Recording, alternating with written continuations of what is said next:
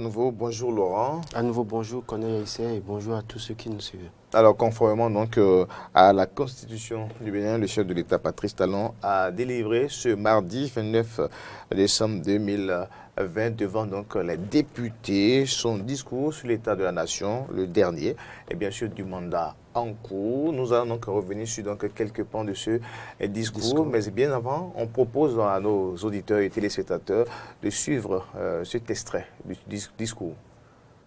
Notre unité nationale, notre unité, qui nous caractérise depuis fort longtemps déjà, demeure aujourd'hui encore un acquis intangible qui nous permet de préserver la paix et de rétablir très vite notre concorde quand il nous arrive par moments de nous chamailler. Nos libertés fondamentales, compatibles avec notre vie en communauté et notre développement, demeurent elles aussi intangibles, même si nous avons dû, pour l'intérêt général, renoncer à certaines de nos faiblesses que nous confondions avec la liberté. Le constat est de même portée en ce qui concerne notre démocratie, qui, expurgée de ses travers, nous permet désormais de ne plus laisser une minorité initiée et privilégiée prendre en otage tout le peuple innocent et mal informé. Notre environnement économique dispose désormais des atouts permettant l'investissement national et international créateur de richesses et d'emplois. Notre port, notre aéroport, nos routes, l'énergie électrique, l'eau, l'Internet, nos infrastructures marchandes, tout cela en cours de développement et de modernisation, ajoutés à nos lois et règlements d'une attractivité sans pareille, sont pour nous autant de facteurs de développement économique désormais certains. Quant à l'emploi, il est à noter, Monsieur le Président, que le taux de chômage reste élevé malgré le grand nombre d'emplois créés dans notre pays ces dernières années, aussi bien dans le secteur privé que public. Mais l'espoir du plein emploi est désormais permis à moyen terme en raison de notre nouvelle dynamique globale et surtout de notre nouvelle vision éducative. Il est heureux de constater que nous avons vaincu nos démons et réussi à opérer des réformes difficiles visant à changer nos habitudes. Nous avons réussi à instaurer une gouvernance qualitative des affaires publiques axée sur l'éthique et la responsabilité. Hier, le Bénin, en proie à la corruption et à l'impunité endémique, s'illustre aujourd'hui dans une lutte implacable contre ces fléaux et le bien public est davantage respecté. Nous avons cessé de dilapider nos ressources qui sont désormais consacrées à la construction de notre pays. C'est dit, Monsieur le Président, que notre nouvel état d'esprit nous permet désormais d'entreprendre avec confiance, tous les changements et toutes les actions qui nous paraissent nécessaires à notre épanouissement commun. C'est grâce à ce nouvel état d'esprit que nous avons également entrepris de réformer notre système politique et que, malgré les heurts et les difficultés, nous sommes en passe de réussir également ce challenge. C'est en effet avec ces nouvelles règles d'organisation des partis politiques et des compétitions électorales que les élections communales de mai 2020 ont eu lieu, favorisant une grande cohésion au sein des conseils communaux et augurant de fait d'une plus grande qualité de l'action publique. Le prochain rendez-vous pour éprouver ces nouvelles règles, c'est la présidentielle d'avril 2021, à l'occasion de laquelle je ne doute pas que nos compatriotes auront le choix entre plusieurs projets de société. C'était donc à l'instant un extrait du discours du chef de l'État, discours prononcé ce mardi 29 décembre 2020 à l'hémicycle devant les parlementaires. Laurent Olantoni Ikes, d'abord, on lit à travers donc la posture, l'assurance du chef de l'État. On lit donc une certaine autosatisfaction du président Patrice Talon. Est-ce qu'on est en phase avec ce qu'il a dit en début de mandat, qu'il sera porté en triomphe à la fin de son mandat? Parce qu'on dit cette autosatisfaction et c'est également la fierté du président Patrice Talon à travers donc ce bilan-là qu'il a présenté. Alors, merci Corneille. Je crois qu'on ne doit pas être surpris de voir le président afficher une certaine autosatisfaction parce qu'en fait, c'est lui qui dirige le Bénin depuis avril 2016 et donc c'est lui qui a mené autant d'actions dans le pays, qui a mené cette d'actions, je veux dire, et qui estime avoir fait le maximum qu'il pouvait faire en 5 ans. Donc, on ne peut pas lui dénier le droit de montrer cette autosatisfaction, même si sur le terrain, peut-être, il y a beaucoup à dire sur certains points essentiels. Alors, j'ai bien envie de revenir sur le début de ce message du chef de l'État qui dit aux parlementaires, c'est devant vous que je voudrais solennellement présenter la photographie de notre pays dans les domaines essentiels de notre vie en communauté. Alors, quand on parle de photographie, vous et moi, on a eu idée de ce que on peut appeler photographie. Et puis le discours du chef de l'État, donc on l'a dit, on l'a constaté, ça a été succinct. Et puis en peu de temps, contrairement au discours kilométrique qu'on suivait, qui prenait 30 minutes, 40 minutes parfois. Mais ceci, c'est son style. Et donc, une fois encore, maintenant, on ne pourrait même pas s'attendre à ce tout ce qu'on a déjà entendu ces derniers temps, les ministres qui vont sur le terrain pour dire chaque fois ce que Patrice Talon a fait en 5 ans, Patrice Talon qui a parcouru 60 communes, et dans ces communes, on a vu les maires ressasser à volonté ce que le chef de l'État a fait en 5 ans. Donc, je crois que hier, il devait peut-être nous épargner de tout ce discours, et réellement, il l'a fait. Mais quand on parle de photographie, la photographie ne saurait montrer les détails. La photographie ne saurait... Il a parlé de photographie, et c'est là que je suis d'accord avec lui. Il a parlé de photographie, la photographie montre juste un aspect.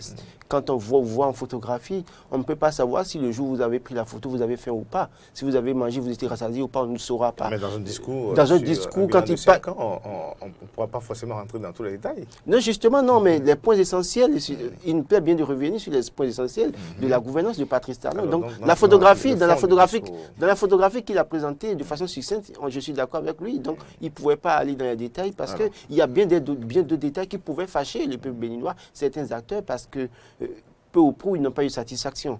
Mais quand on voit l'ensemble de ce que Patrice Talon a fait en termes d'approvisionnement en eau potable dans les milieux ruraux, on peut lui décerner une satisfaction. La dépendance énergétique. C'est vrai qu'il est revenu sur ça pour dire que d'ici 18 mois, que le Bénin sera autosuffisant. Et il fait bien d'être, je veux dire, honnête sur certains points. Surtout l'énergie, par exemple, et le système éducatif. Quand on prend l'énergie, exemple, vous n'êtes pas sans savoir qu'hier, quand il prononçait son discours, il y avait une coupure du courant. Et donc, sur ce point, il aurait dit que tout est rose sur le plan énergétique. Je lui aurais dit, attention, Monsieur le Président. Mais en plein discours du chef de l'État, hier, tout le monde a constaté qu'il y avait eu une coupure. Donc, à un moment donné, il a fait preuve d'une certaine sincérité, d'une franchise sur certains points donnés. Et parlant aussi de la question de l'éducation, où on nous annonce qu'une réforme viendra pour mettre en place, pour changer les écoles secondaires en lycée et technique et formation professionnelle. Je crois qu'au-delà de ça, il faut déjà d'abord faire le point. C'est vrai, il l'a dit, il l'a reconnu. Nous avons un besoin d'infrastructures scolaires aujourd'hui, et on a vu depuis la rentrée 2020-2021, depuis que ça a commencé, il y a encore des classes aujourd'hui qui manquent d'enseignants. Et il y a des salles de classe qui manquent de tables bancs pour les enfants. Et donc, en attendant qu'on aille à cette réforme, je crois que c'est des problèmes urgents sur lesquels on doit pouvoir agir pour pouvoir permettre aux enfants d'étudier dans de bonnes conditions. Alors, il a parlé du domaine économique, la prospérité dans le domaine économique, la lutte implacable contre l'impunité, la corruption. Mais il y a surtout le volet politique qui m'intéresse. Le chef d'État qui parle de l'unité nationale, un acquis intangible. Oui. Est-ce que c'est... L'unité nationale est un acquis intangible quand on regarde l'ambiance politique dans notre pays depuis 2018, courant 2018, 2019, 2020, Tout à fait. je me demande si vraiment l'unité nationale reste toujours un acquis intangible. Parce que la crise est toujours là. La crise est là, politique, latente, et on voit, tout le monde voit ce qui se passe dans le pays. Donc, j'estime que le chef de l'État, peut-être, n'a pas pris la mesure des choses pour moi, parce qu'on voit tout ce qui se passe. Il y a des acteurs de politique de ce pays qui sont peut-être contraints au silence, parce qu'ils ne parlent pas le même langage que le gouvernement. Il y en a qui sont en exil. C'est vrai que je le dis tout souvent et je le dirai toujours assez, je ne le dirai jamais assez, ceux qui sont en exil ne sont pas tous clean. Mais il y en a qui sont en exil aujourd'hui parce qu'à un moment donné, ils sont devenus des éléments gênants. Et ça met à mal l'unité nationale. Donc, j'estime que le chef de l'État peut-être a aussi une occasion en or, à la veille de ces élections présidentielles, de travailler à cette unité nationale, de sauver les acquis démocratiques dans ce sens et permettre à ce que tous les enfants du Bénin, dans une seule voie, ensemble, travaillent et réfléchissent. C'est vrai que même s'ils sont opposants, quand le chef de l'État parle de consensus, alors qu'on sait qu'en 2019, pas pour autant, il n'y avait pas eu de consensus. On sait ce qui s'est passé après les élections, dans la période des élections législatives, et qu'on voit ce qui s'est passé au niveau d'un certain nombre de partis politiques qui, finalement, n'ont pas pu aller aux élections. Donc, je me demande si le consensus est vraiment retrouvé.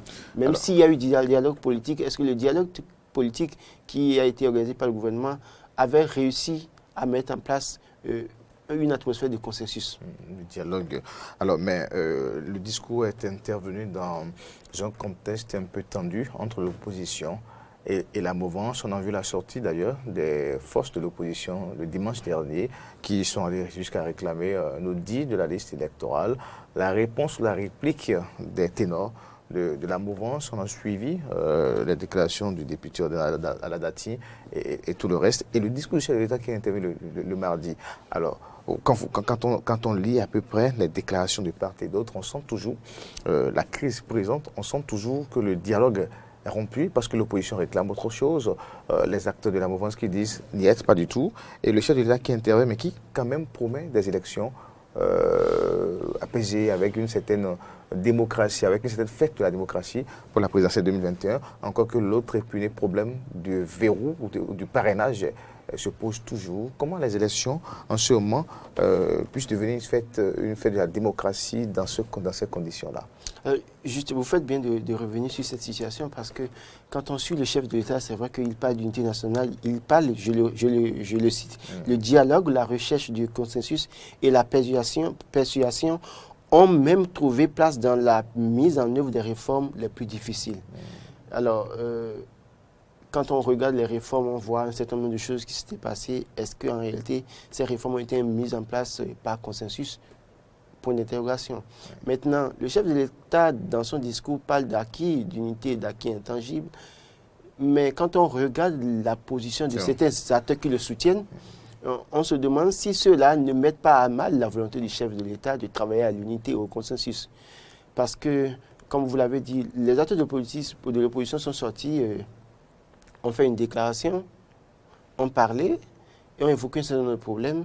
Et au lendemain, certains acteurs de politique qui soutiennent le chef de l'État sont venus, ont essayé de donner une réplique assez sanglante, parce qu'il ne faut pas avoir peur des mots, parce que vu la qualité des mots utilisés, le discours utilisé, le ton, on monte également sur la gestion donc 10 ans de donc revenir encore, s'acharner encore sur la gestion de Boni Yayi, qui est déjà du passé, parce que qu'on ne le veuille pas. C'est vrai que... Encore qu'aujourd'hui, c'est vrai que pour faire le bilan... de ces acteurs qui ont fait Boni Yayi aujourd'hui... Oui, justement, c'est vrai que pour faire le bilan, le point de... Patrice Talon dit qu'il faut peut-être chercher à comparer à quelque chose. Donc, on ne peut pas aller comparer ça au bilan de Mathieu Kékou. Il faut comparer ça à celui qui précède, qui est Boni Yayi. Mais j'estime qu'au-delà de tout, quand on recherche l'unité nationale, quand on recherche le consensus et la paix, et comme le chef d'État l'a fait à sa veille, en demandant à Tchaouro, en demandant que les gens pardonnent, je crois qu'on doit pouvoir travailler à détendre l'atmosphère et permettre à ce que nous puissions aller aux élections dans la paix, dans la quiétude. Parce que c'est de ça que le peuple béninois a besoin. Le peuple béninois n'a pas besoin des discours qui qui attaquent, et qui vilipendent. Le peuple béninois a besoin de discours de paix et besoin d'action, de réformes, comme le chef de l'État le fait déjà, qui puissent changer son quotidien. C'est de ça qu'il est question. Que les acteurs politiques règlent leur compte autrement. Qu'ils règlent leur compte autrement, parce qu'en fait, on a vu les acteurs de la mouvance aujourd'hui qui étaient par le passé de la société civile ou bien des opposants. On sait comment ils se sont comportés. Donc, on sait comment, avec quelle rage, avec quelle fougue, ils attaquaient Boni Yayi. Donc, aujourd'hui, ils ne doivent pas être surpris de voir que Boni Yayi utilise toutes les cartes en sa possession pour les attaquer. Encore que Boni Yayi n'attaque pas pour autant. Boni Yayi prend la parole, par qu'on a vu, il n'a pas attaqué. Il a évoqué un certain nombre de choses. Et comme je l'ai dit, c'est de son droit en tant que chef de l'État de se prononcer parce que vous et moi, nous n'avons jamais dirigé le Bénin. Boni Yayi a au moins dirigé le Bénin à un moment donné. Il connaît les forces et les faiblesses du Bénin à un moment donné. Il connaît les points forts, il connaît les richesses, les potentialités du Bénin à un moment donné. Et donc, il a la possibilité d'opiner sur certaines questions. Et donc, on doit pouvoir le lui concéder, mais en voulant, même si on a envie de lui répondre, il faut pouvoir faire l'effort de savoir les mots qu'on utilise. Parce que ceux qui sont mouvancier aujourd'hui, on peut devenir opposant demain, opposant aujourd'hui, on peut devenir mouvancier demain. Et comme Boni Yayi l'avait dit par le passé, chaque fois que le pouvoir est comme un boubou blanc, et quand vous mettez de l'huile rouge dedans, le jour où vous allez venir vous asseoir, vous allez porter un boubou blanc sale. Alors, de la même manière que il l'a dit aujourd'hui, les acteurs de la mouvance ne doivent pas être surpris que ces opposants, aujourd'hui, mouvanciers hier, les attaquent à tout bout de champ, parce que par le passé, eux-mêmes, ils l'avaient subi. Merci Laurent Anthony. Qu'est-ce difficile en tout cas de mieux comprendre certaines déclarations du chef de l'État, notamment concernant le consensus, le dialogue, les réformes politiques à ce discours, mais on lit quand même la volonté du premier magistrat du pays, donc de pouvoir maintenir. Comme je l'ai dit, voilà, il faut être d'accord, il faut être honnête sur ce point. Il y a des choses qui ont été faites, mais sur la question de l'unité nationale, sur la question du consensus des réformes, est-ce que les réformes ont été engagées par consensus? Est-ce que les acteurs ont été consultés à un moment donné dans tel ou tel domaine? Qu'est-ce qui a été fait pour que chaque acteur se sente concerné et que chaque citoyen se sente concerné? Oui. Et il y a des actions urgentes à mener. Quand je prends par exemple la connexion, quand il parle de la connexion, il dit que les populations ne sont pas pour autant satisfaites aujourd'hui, je suis d'accord. Mais au-delà de tout, qu'est-ce que le gouvernement fait pour permettre aux citoyens? Parce que rappelez-vous que un opérateur économique qui, de façon délibérée, augmente le coût de ses services avec un service plus ou moins de bonne qualité, mais que les gouvernants n'arrivent pas à interpeller et le peuple subit. Et donc, quand le chef de l'État parle comme ça, et parle d'extension de réseau, il parle d'ici 2023, pendant ce temps, serons-nous à la merci des opérateurs économiques, alors que nous avons des gouvernants qui doivent nous protéger. C'est pas de l'actualité, de l'analyse dans tout plateau de Matin d'Éden. Alors, merci Laurent Anthony.